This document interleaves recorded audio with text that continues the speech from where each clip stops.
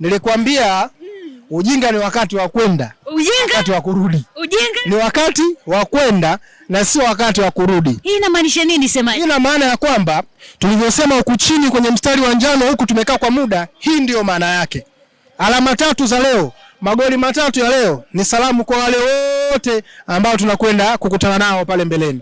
Kwanza niwapongeze vijana. Wamefanya kazi kubwa mno hii leo. Wameonyesha kiwango kikubwa mno hii leo. Wametuonyesha kwamba wao ni wachezaji wa daraja la juu.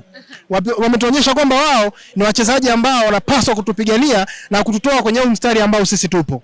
Hivyo basi, niwaombe mashabiki wa Fountain Gate, niwaombe wa Tanzania wote ambao wanataka kutusupport ama ambao wanatusupport siku zote, waendelee kutusupport. Costi tulimkosa kwake, tumempata nyumbani. Chuma tatu.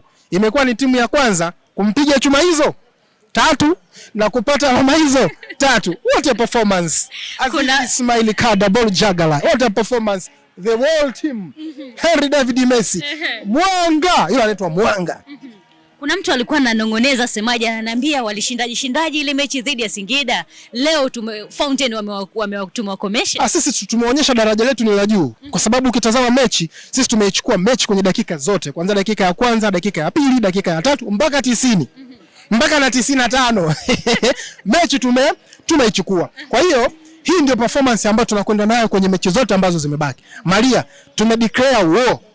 Tumetangaza vita kwa watu wote ambao wako mbele yetu. Tarehe 10, ndugu yangu Alidi Chukuchuku, kaka yangu nakupenda sana lakini utatuia radhi. Tunakuja kukubabua hapo nyumbani. Hatujali umefungwa na huyu na yule, tunakuja kukubabua. Alama zako tatu ni muhimu sana. Tunahitaji utuchangie kwenye safari yetu ya kubaki ligi kuu. Tunakwenda Mbeya kwa wale askari magereza. Mtatuia radhi jamani, ndugu zetu. Tulicheza wote playoff msimu uliopita lakini awamu hii sisi sio level zenu. Tunazitaka hizo tatu. Alafu JKT Tanzania tuna kisasi nao. Walitufunga nyumbani, tunakwenda kuwafunga kwao. Hiyo ndio plani, na ndio mpango ambao tuko nao.